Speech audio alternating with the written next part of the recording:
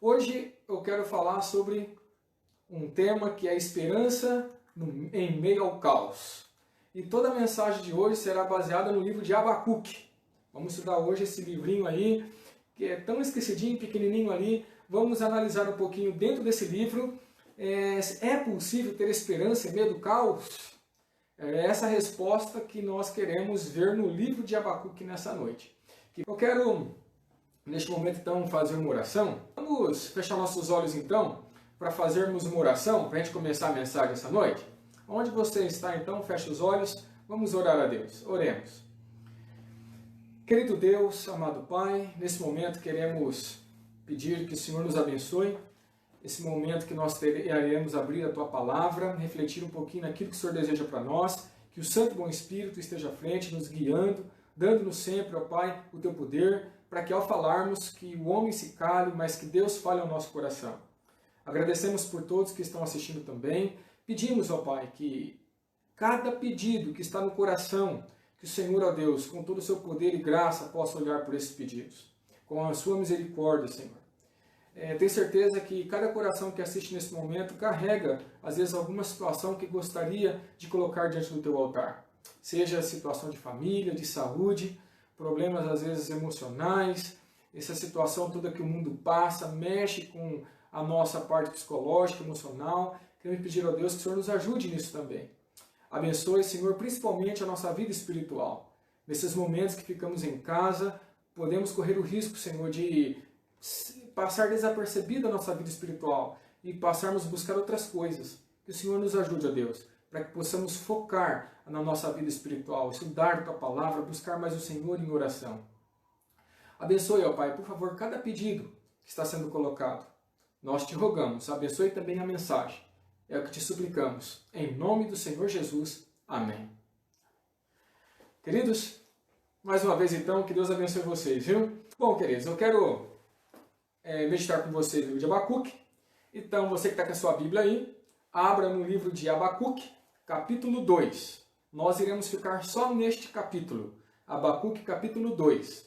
Então, se você abrir e marcar aí, toda a mensagem ficará nesse capítulo da Bíblia. Amém? Bom, Abacuque foi um profeta que se levantou no meio de Israel. Levantou-se logo depois do profeta Naum. Sempre que um profeta saía, Deus levantava um outro para dar continuidade ao trabalho de mediador entre Deus e o seu povo, né? O profeta era esse porta-voz. E no caso, Naum saiu, Deus então levantou Abacuque para ser um novo profeta do povo. Seu ministério teria ocorrido por volta do ano 630 a.C., período em que havia uma apostasia entre o povo de Israel.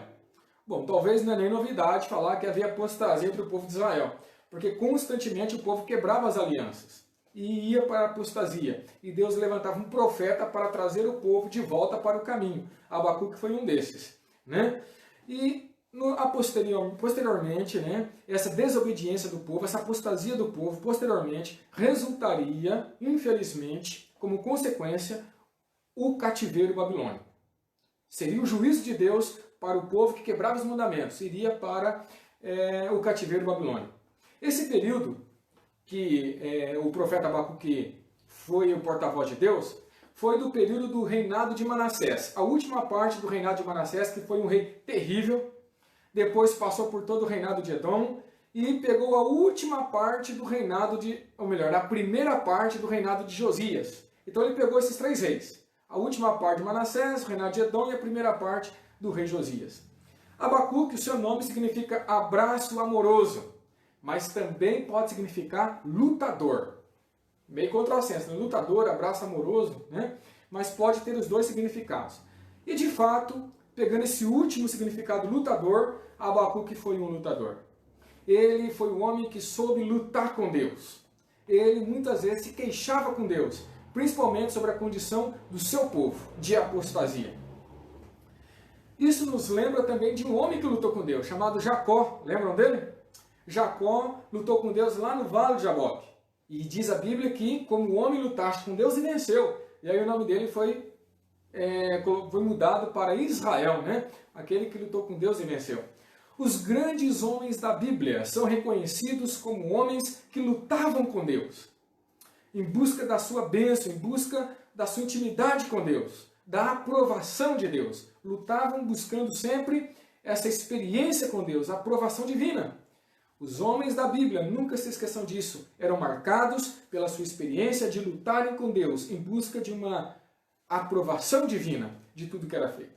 Lutar aqui tem a ideia de buscar a Deus e não deixá-lo até ter a certeza de ter sido abençoado, como fez Jacó e assim Abacuque fez também. Abacuque sabia muito bem o que ele queria com Deus e por isso ele lutou até que o Senhor respondesse. Amém? Você sabe, na sua experiência, o que você realmente deseja de Deus? Quando você busca lutar com Deus, quando você trava uma batalha com Deus, você sabe realmente o que você quer, o que você realmente está buscando com Deus? Abacuque sabia. Jacó sabia. E você, sabe o que você deseja com Deus? Ou melhor, deixa eu aprimorar essa pergunta aqui. Você tem lutado com Deus em oração? No seu dia a dia, você tem lutado com Deus, buscado a Deus até obter a aprovação divina sobre você? Você tem rogado ao Senhor bênçãos, tem lutado buscando essas bênçãos que Deus tem para nós? Assim deveria ser cada um de nós. Essa preocupação de lutar com Deus. Homens e mulheres que lutam com Deus. Sabe? É isso que nós precisamos hoje. Homens e mulheres que lutam com Deus. E que digam, Senhor, não te deixarei enquanto não me abençoares. Pessoas que buscam essa consagração profunda com Deus. Não te deixarei ir enquanto não me abençoares. Infelizmente, muitos de nós saímos de casa pela manhã sem ter a certeza de ter sido abençoado por Deus. E tomamos as ruas, e fazemos nossas atividades, e fazemos as nossas correrias, sem ter a certeza de ter sido abençoado por Deus. E isso pode ser um desastre para aquele dia. Pode ser talvez o momento que o inimigo encontra como oportunidade para lançar as suas estratégias para nos derrubar. Porque talvez naquele dia que você não lutou com Deus, que você saiu sem ter a certeza de ter sido abençoado, o inimigo entende que é a oportunidade perfeita para vencer o cristão.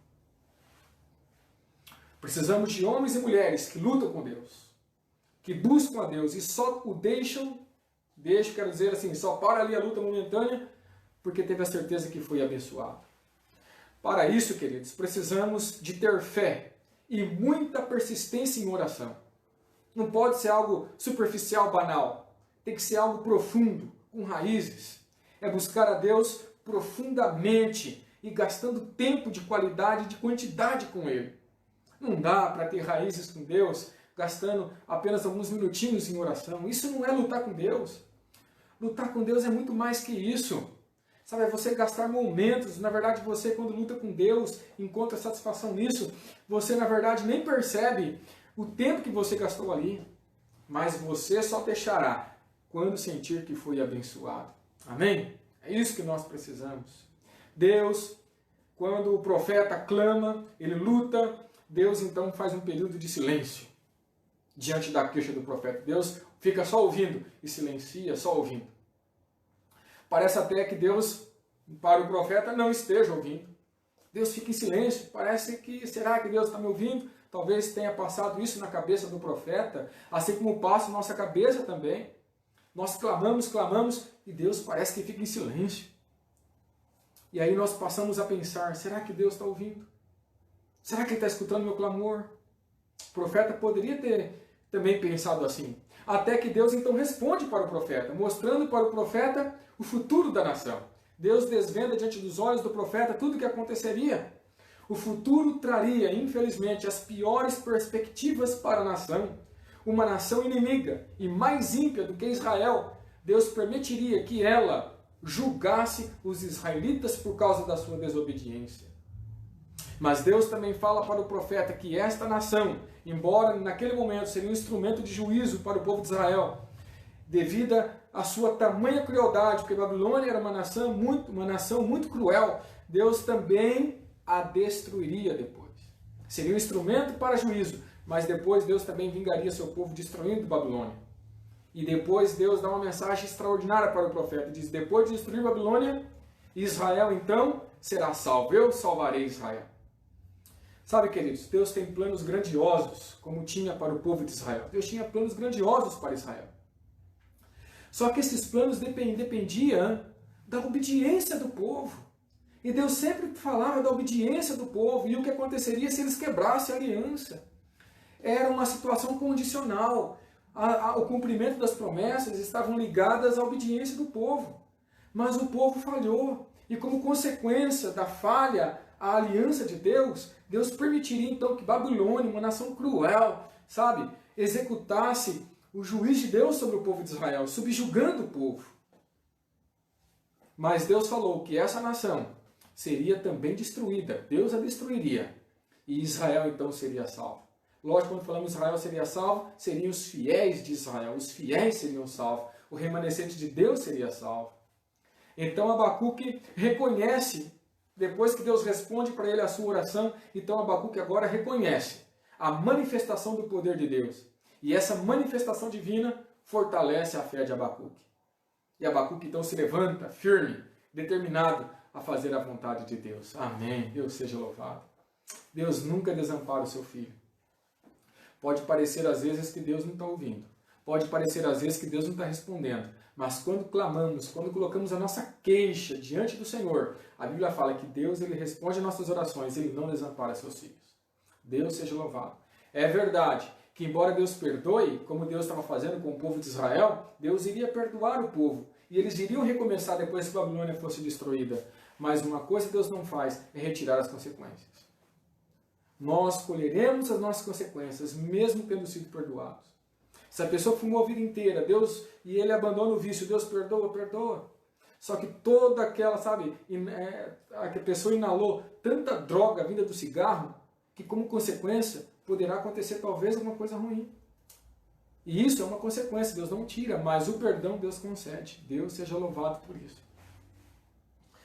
Abacuque, capítulo 2, verso de 1 a 4, está escrito assim: Por-me-ei, Abacuque está dizendo, na minha torre de vigia, colocar-me-ei sobre a fortaleza e vigiarei para ver o que Deus me dirá. Veja que ele estava esperando uma resposta de Deus. E que resposta eu terei à minha queixa, Abacuque está dizendo. Eu vou esperar para ver o que Deus vai me falar. Deus não respondia e ele ficou lá até ter uma resposta de Deus. Ele lutou, persistiu até ter uma resposta de Deus. Verso 2. O Senhor me respondeu. Amém? Deus sempre responde para os seus filhos. Ele disse: escreve a visão, Abacuque, escreve a visão, grava em tábuas, para que possa ler até quem passa correndo. Porque a visão ainda está para cumprir-se no tempo determinado, mas se apressa para o fim e não falhará. Se tardar, espera-o, porque certamente virá, não tardará. Eis o soberbo, sua alma não é reta nele, mas o justo viverá pela fé. Deus respondeu. Mas a resposta não foi, talvez, a que a gente geralmente gostaria de ouvir. Coisas terríveis Deus falou ali. Deus responde para o profeta. E essa resposta, diz Deus ali no trecho que nós lemos, deveria ser levada a todas as pessoas, deveria ser colocada em tábuas bem grande, para que todos, até aqueles que passavam correndo, talvez os mensageiros, né, pudessem ler aquela mensagem, pudessem ouvir aquela mensagem. O juízo de Deus se aproxima. Essa era a mensagem. O juízo de Deus se aproxima. Ele, o juízo, é o resultado da desobediência do povo. No texto é dito, o fim se aproxima.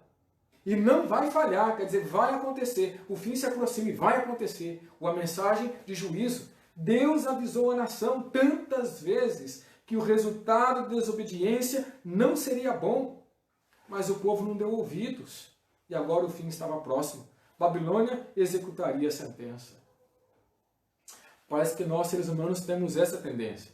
Deus, quando conversou com Adão e Eva, avisou tanto do inimigo, não comer do fruto, e falou tanto, mas é como se Deus não tivesse falado. Eva se separa de Adão, e numa conversa com a serpente, o inimigo usando, Eva dá ouvidos, e o pecado é inaugurado no mundo. Deus sempre avisa e dá as consequências. Deus avisou que se eles comessem, certamente morreria. E aí vem a consequência do mundo. Deus não tira as consequências. Deus perdoa, mas as consequências permanecem. Deus avisou tanto povo. Se desobedecesse, viria o juízo, pois o povo desobedeceu. E agora Deus anuncia para o profeta, o juízo virá e não falhará. Às vezes acontece com a gente também, não é verdade? Deus fala tantas coisas para nós, tantas alertas de Deus na Bíblia. Muitas vezes nós lemos a Bíblia, aprendemos a vontade de Deus para nós, os seus mandamentos e tudo que é colocado ali. E quando nos damos por conta, nós estamos quebrando alguns princípios de Deus, estamos quebrando muitas vezes a aliança de Deus, o voto que nós fizemos quando entregamos nossa vida a Jesus. Muitas vezes, sem percebermos, estamos ali quebrando aqueles votos. E a Bíblia fala que a desobediência trará sempre o juízo, consequências. E a gente não acredita muitas vezes.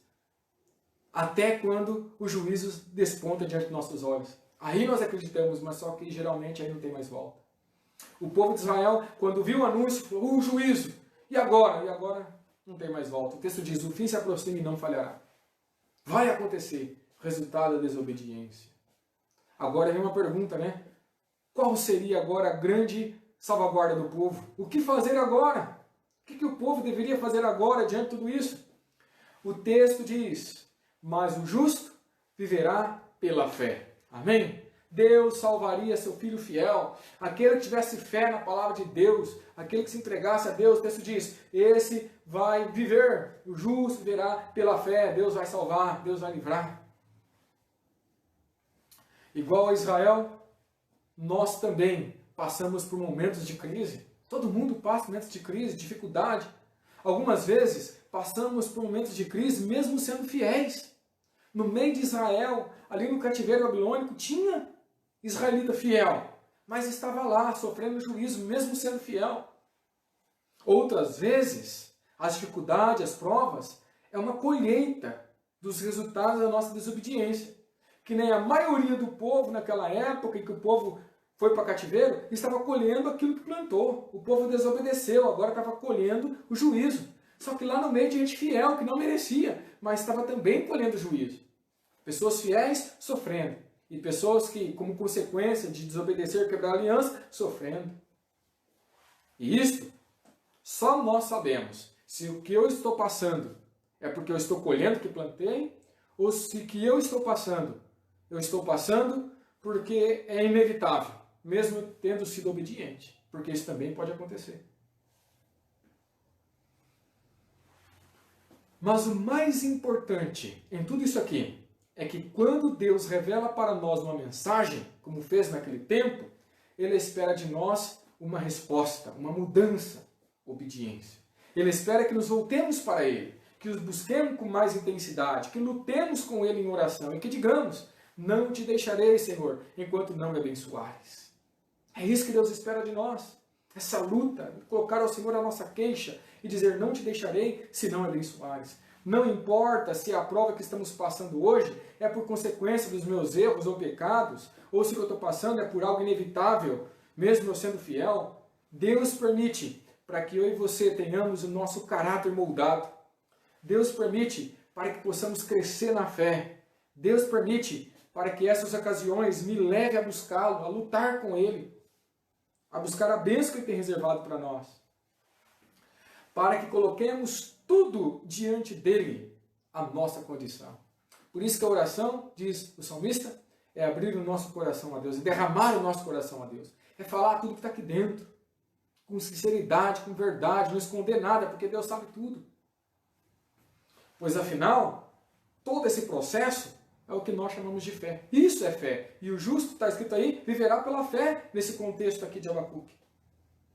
Confiar o nosso caso a Deus, na certeza de que Ele vai cuidar de tudo. É isso que nós precisamos. Na condição mais precária do povo de Deus, foi dito ao profeta, o justo vai viver pela fé, de buscá-lo, de lutar com Ele. É assim que o justo vai viver. É assim que ele vai ter forças para passar por provas, privações. Você entende isso? Há esperança no meio do caos. Quando a nossa fé está enraizada em Deus, não importa o caos, milagres podem acontecer, amém? Deus seja louvado. A fé em Deus é a base da esperança. E aí vem a pergunta, né? Qual a importância da esperança para os cristãos? Que muitas vezes vivem em meio, sabe, do caos. Seja esse caos social, relacional, emocional, pessoal ou outros. Qual a importância dessa esperança para o cristão? Jó também passou por situação de caos. E sabe, ele disse o seguinte, lá em Jó 11, verso 18. Olha o que Jó disse em 11, verso 18. No capítulo 11, verso 18 de Jó. Sentir-te-ás seguro, Jó está dizendo, porque haverá esperança. Olharás em derredor e dormirás tranquilo. Olha a importância da esperança fundamentada na fé. Jó está dizendo isso. Por que vou me sentir seguro? Porque tem esperança. Por que ao olhar ao redor vou dormir tranquilo? Porque tem esperança. É isso que a Bíblia está dizendo. Há esperança no meio do caos. Há esperança no meio do caos. Jó passou por tantas coisas. Nós conhecemos a história, tudo que ele passou. E como ele conseguiu passar por tudo aquilo sem perder a fé em Deus? Já se perguntou como conseguiu passar por tudo sem perder a fé em Deus? Ele mesmo respondeu, a esperança. Se tiver esperança, vai sentir seguro. A esperança, na língua original da Bíblia, pode também ser traduzido como expectativa. Mas não é uma expectativa cega ou ocasional. Não. É uma expectativa fundamentada nas promessas de Deus. De que Deus vai cumprir sua palavra. Jó cria que Deus iria cumprir sua palavra. Quando tivermos uma expectativa, uma esperança fundamentada na fé, então vamos olhar ao nosso redor e veremos infinitas coisas ruins de toda sorte acontecendo. Porém, dormiremos tranquilo. Amém? Dormiremos tranquilo. Pode cair o mundo, diz o hino. Eu estou em paz. Deus seja louvado por isso. O salmista, no Salmo 39, verso 7, diz assim, e eu, Senhor, que espero? Aí ele diz, tu és a minha esperança. Deus seja louvado. Tu és a minha esperança. Olha o salmista. O que eu espero? Em outras palavras, nada. Mas quando eu olho para o Senhor, aí sim, o Senhor é a minha esperança. O outro Salmo 62, verso 5 diz assim, somente em Deus, ó minha alma, espera silenciosa, porque dele vem a minha esperança. Interessante esse termo. Somente em Deus, ó minha alma, espera silenciosa. Por que silenciosa? Porque ele está seguro, ele não questiona, ele sabe que tudo que Deus faz é certo, correto, e ele tem a fé que Deus está ali para ajudá-lo, para ser o refúgio e a fortaleza dele. Então ele diz, somente a Deus, a minha alma, espera silenciosa, quer dizer, eu não questiono. O que o Senhor fizer, eu aceito, porque o Senhor é a minha esperança. Olha que convicção, que certeza o salmista tinha. No Salmo 71, verso 5, o outro salmista diz assim, porque tu és a minha esperança, Senhor Deus, a minha confiança, desde a minha mocidade. Olha só, desde a mocidade já aprendeu a crer que Deus era a sua esperança, a sua confiança. Esperança e confiança meio que são palavras relacionadas nesse contexto aqui. Se eu tenho uma expectativa em Deus, eu confio de que Ele vai fazer tudo certinho. Eu posso crer, porque Deus vai cumprir sua palavra. Isso me dá segurança, isso me dá esperança, isso me dá confiança, isso aumenta a minha expectativa. Deus seja louvado. Amém? Para o apóstolo Paulo, a esperança faz parte de um processo de desenvolvimento. E esse processo é um processo em cadeia, para que ela se fortaleça na vida do crente. Veja o que ele diz lá em Romanos capítulo 5, verso 3 a 5. Romanos 5, verso 3 a 5. Ele diz assim, ó, e não somente isto, mas também nos gloriamos, olha o que o apóstolo Paulo diz, nas próprias tribulações, provas, lutas, né? Sabendo que a tribulação, as provas, produz perseverança, resistência. E a esperança produz experiência. E a experiência produz esperança. E aí ele fala assim, ora, a esperança não confunde, porque o amor de Deus é derramado em nosso coração pelo Espírito Santo que nos foi ortogado, ou que nos foi dado. Olha só que palavras do apóstolo Paulo, confirmando o que nós lemos lá em Abacuque, e também nos Salmos, e também aprendemos na vida de Jó, né? Vejam que ali o apóstolo Paulo fala de uma ação que leva uma outra ação, que contribui para gerar uma nova ação, né? Até chegarmos na esperança. E segundo a sua colocação, a esperança não confunde. Ou seja, poderia ser traduzido que a esperança não vergonha, não desonra, não se desfigura. Ou seja, a esperança é que ajuda você a se manter de pé, firme nas promessas. É a esperança. E você viu como é que a esperança começa a ser desenvolvida? Não é na bonança. O texto fala que é pelas tribulações, depois pela tribulação, a perseverança, que é resistência, né? E a perseverança vai trazendo uma experiência de você com Deus, e você aprende a confiar em Deus, e essa experiência de confiança em Deus desenvolve em você essa expectativa, essa esperança de que tudo vai dar certo, porque você sabe quem é Deus. É um processo que nós precisamos entrar para desenvolver essa expectativa, essa esperança. Amém, né? Ou seja, ela te mantém de pé nas promessas de Deus. Nós precisamos ter. Agora, o que ocorre? A esperança nos mantém de pé. O que ocorre quando perdemos esta esperança? O que ocorre? Quando deixamos de acreditar, quando deixamos de esperar, sabe? Quando paramos de esperar que Deus um dia vai resolver este problema do mal do mundo. O que acontece se perdemos isso? Essa expectativa, essa esperança? Salomão responde em Provérbios 13, verso 12. Olha o que Salomão diz. A esperança que se adia, ou seja, vai deixando para lá, né? A esperança que vai deixando para lá, faz adoecer o coração. Mas o desejo cumprido é árvore de vida. Olha o que ele está dizendo, olha a importância da esperança. Quando nós perdemos a expectativa, quando nós perdemos a esperança, diz que o nosso coração adoece. O nosso ser adoece. Um sujeito, e aqui a esperança que estamos falando é aquela que é fundamentada em Deus. O sujeito que perde a esperança, que é fundamentada em Deus, ele fica doente. Emocionalmente, psicologicamente, mentalmente, fisicamente, ele adoece. O sujeito que perde a esperança, diz o texto, adoece o coração. E a palavra no hebraico para coração é levav. Levav quer dizer a essência da vida, o íntimo do ser, a parte racional, toda a estrutura do ser humano adoece. Toda a estrutura do ser humano adoece. Que coisa tremenda, hein? A esperança, ela é fundamental, então, para a minha saúde, em todas as dimensões do meu ser. Você percebe? Abacuque, ele não se permitia jamais perder a esperança. Pelo contrário, a fé era o fundamento da sua expectativa. Ele sabia que a situação do povo não era boa. Ele sabia que o povo estava sofrendo, mas ele tinha esperança. Mesmo em meio ao cativeiro, ele tinha esperança, ele tinha expectativa de que a palavra do Senhor iria se cumprir. Eu quero perguntar para você nessa noite, você também tem essa esperança? Você também tem essa convicção? A sua esperança está viva? A sua expectativa está acordada a todo vigor? Se não, saiba que nós poderemos ficar doentes emocional, mental, psicologicamente, fisicamente, porque a esperança fundamentada em Deus é saúde, é vigor para a nossa vida. É essencial para nos mantermos vivos. Abacuque disse algumas palavras no capítulo 2 aí, que para mim são extraordinárias. Pois além de demonstrar a realidade que estava vivendo, que poderia acontecer, mostrava muito mais além disso. Mostrava a certeza e o tamanho da sua fé e da sua expectativa em Deus.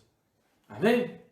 Olha o que ele disse, lá em Abacuque, capítulo 3, verso 17 a 19. Olha o que ele diz lá em Abacuque 3, verso 17 a 19. Ainda que a figueira não floresça, nem haja fruto na vide, o produto da oliveira minta, e os campos não produzam mantimento, as ovelhas sejam arrebatadas do aprisco, e nos currais não haja gado. Todavia, eu me alegro no Senhor, exulto no Deus da minha salvação. O Senhor Deus é a minha fortaleza, e faz os meus pés como as da corça, e me faz andar altaneiramente. Deus seja louvado, hein? Que convicção, que certeza. Quando eu leio isso aqui, eu falo, Senhor, tem misericórdia de mim. Eu quero ter essa certeza que o profeta Abacuque tinha, no meio do caos que ele está vivendo, e uma certeza tão grande como essa. Você já parou para pensar no que essas palavras significam? O que elas querem dizer? No verso 17, ele coloca o que poderia acontecer devido ao ataque babilônico. Ele mostra os efeitos que teriam devido à invasão babilônica. A agricultura fracassaria, as figueiras nem sequer floresceriam. Muito menos produziriam frutos, os figos. A produção das oliveiras, então, seria reduzida a nada, tudo seria destruído. Os campos não gerariam nenhum tipo de colheita, não colheria nada. Os animais domésticos morreriam em seus estábulos. Seria um desastre nacional, cruel. Era o fim para o povo. Era o fim. E mesmo sendo o fim, mesmo em meio da ruína absoluta e da fome, o profeta estava preparado para confiar em Deus. Ele percebeu a paz interior que ultrapassava todo entendimento e que não dependia de prosperidade externa. Era uma coisa dele com Deus. Sabe, a experiência dele com Deus, tudo que ele desenvolveu com Deus era independente do que acontecia em sua volta. Esse comentário último que eu fiz é de Ronald Blue, ele que escreveu esse comentário aí. Não podemos esquecer, queridos, que estas cenas de juízo que acometeria a nação de Israel, elas se repetirão nas cenas finais da história também, desta terra.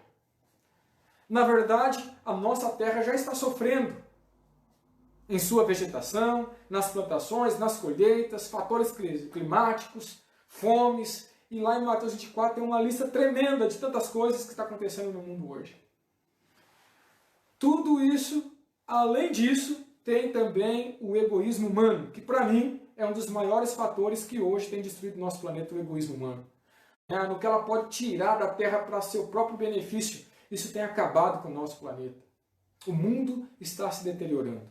A Bíblia fala que a Terra se planta e se murcha, está sendo destruída por causa dos pecados das pessoas do mundo. Está acabando o nosso planeta, tudo está se cumprindo, como diz as profecias bíblicas.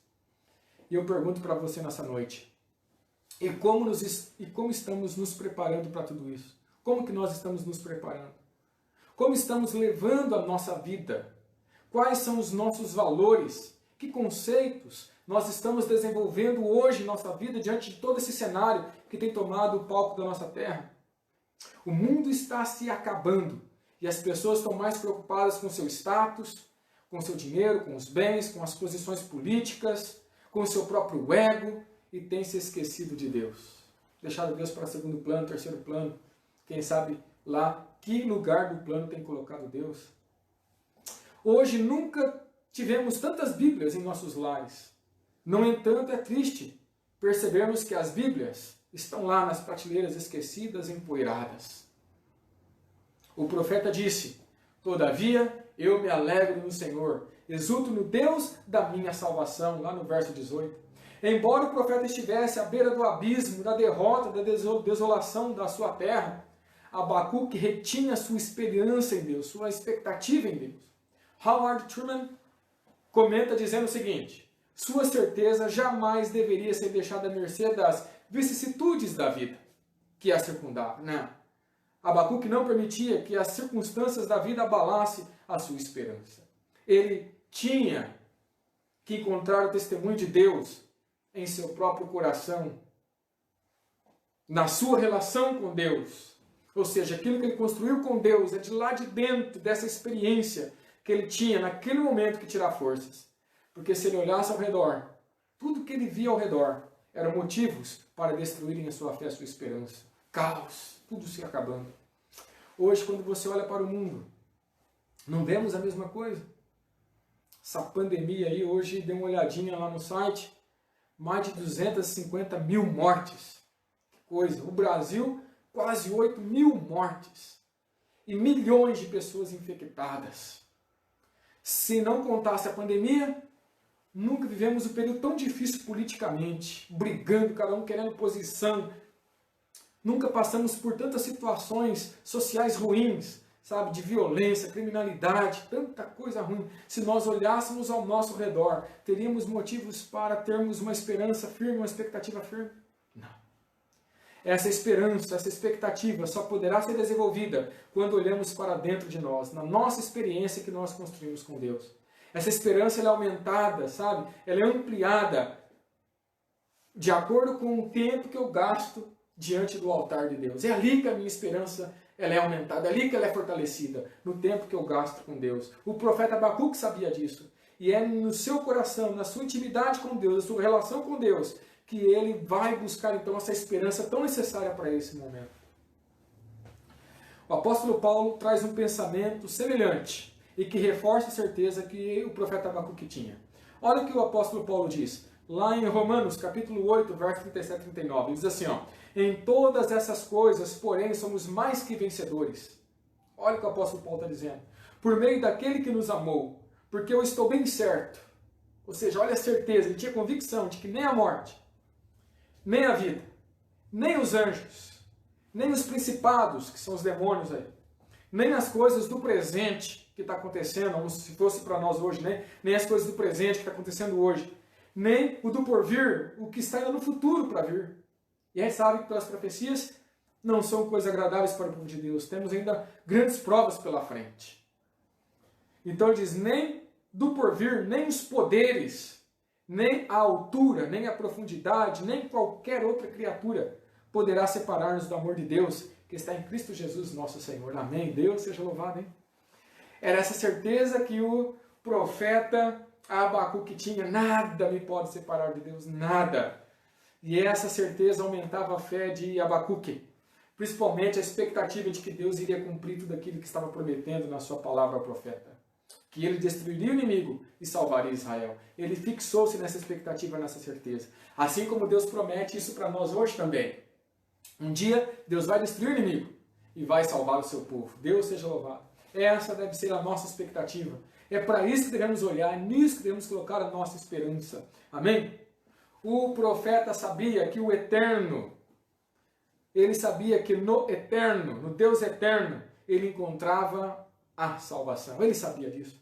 O livramento de qualquer dano era encontrado em Deus. Na miséria, o profeta dizia, me alegro, me exulto.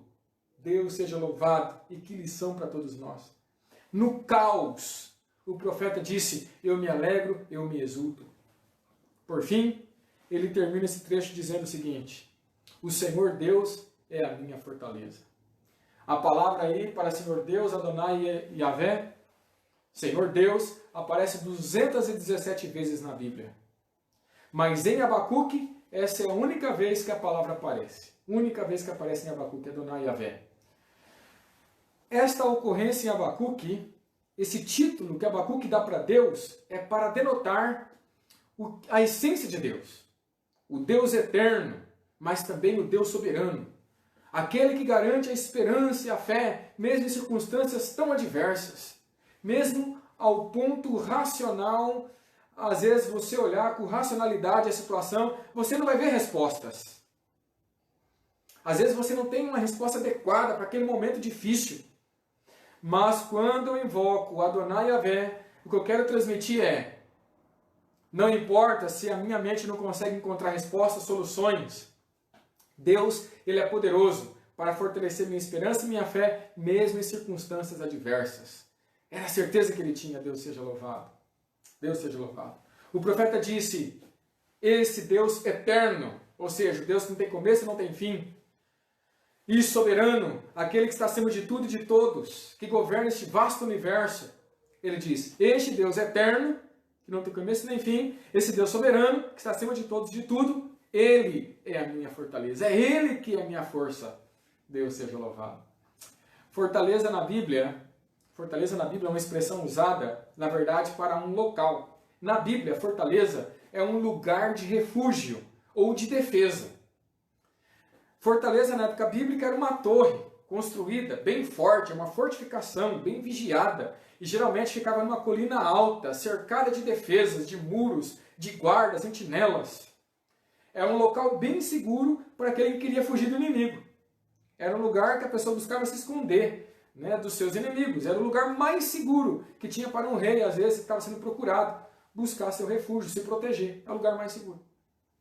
Mas para o profeta, ele diz assim, ó, a minha fortaleza não é uma torre, não é um lugar murado, cercado de vigias, não. A minha fortaleza é Adonai Yahvé, é o Senhor Deus. Deus seja louvado, o eterno, o soberano Deus. Ele entendia que se o Senhor não vigiar a casa, em vão trabalha a sentinela. Era em Deus que Abacuque encontrava refúgio. Quando as coisas estavam boas, é para lá que Abacuque ia. Quando as coisas estavam ruins, é para lá que Abacuque ia. Amém? Eu pergunto, e você? Para onde você vai quando as coisas não estão bem? Onde você busca o seu refúgio? Quando tudo está ótimo, você vai para onde? Quando tudo está dando certo, Para onde você se refugia? Lembra-se o que disse o profeta: Adonai Yahvé, Senhor Deus, é a minha fortaleza. Queridos, o grande apelo que eu faço para você nessa noite é: façamos de Deus a nossa fortaleza também.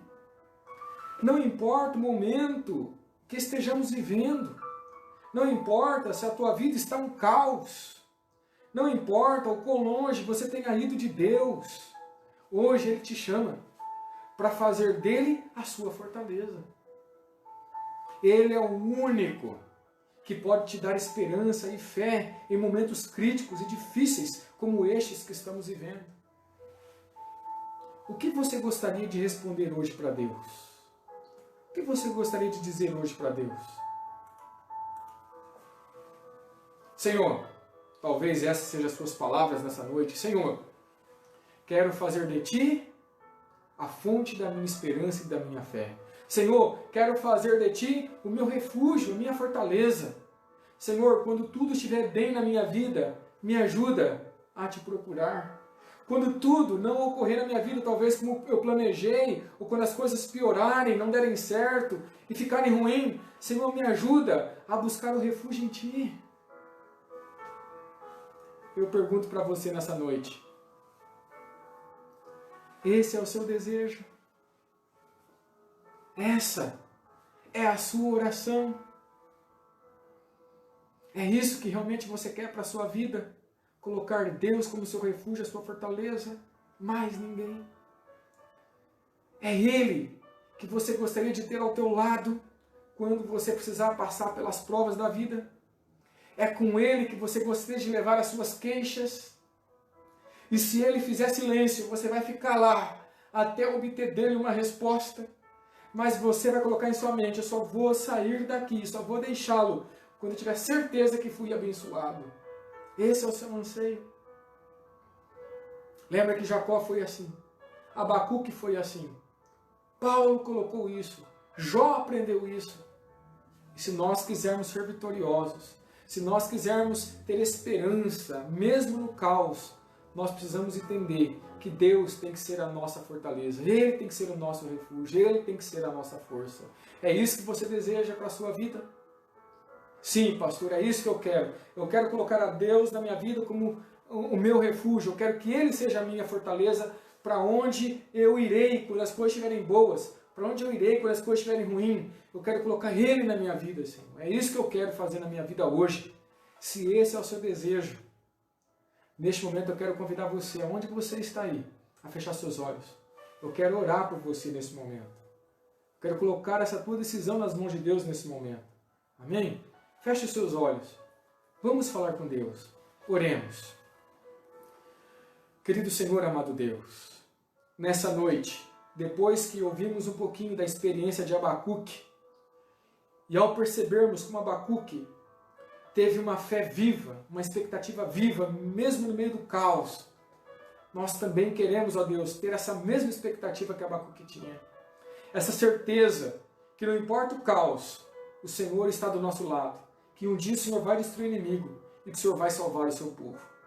Nos ajude, Senhor, a termos essa confiança que Abacuque tinha. Mas para que isso aconteça, que o Senhor nos ajude a buscarmos sempre o Senhor como a nossa força, o nosso refúgio. Não permita, Senhor, que as coisas da vida nos leve distante do Senhor, nos afaste do Senhor, mas pelo contrário, que tudo que ocorrer em nossa vida seja motivos para buscarmos no Senhor o nosso recanto, o nosso consolo, o nosso auxílio. Aumenta, Senhor, a nossa fé. Solidifica a nossa esperança. Que a nossa expectativa no Senhor, na sua vinda, no Deus eterno, no Deus soberano, possa ser aumentado dia a dia na nossa experiência contigo. Abençoe todos aqueles que estão, Senhor, nos assistindo nesse momento. Abençoe todos aqueles que assistirão em um outro momento, quando encontrar esse vídeo no Facebook. Abençoe eles também. Nós te rogamos. Fique conosco. Nos dê uma noite abençoada em sua companhia. Abençoe também nosso restante de semana. É o que nós te rogamos em nome de Cristo Jesus. Amém. Queridos, que Deus abençoe vocês. Foi muito bom ter a sua companhia conosco. Lembre disso. Fortaleça sempre a sua esperança em Deus, porque ela é o que nós precisamos para passarmos firmes no meio do caos. E isso até a volta do nosso Senhor Jesus. Amém?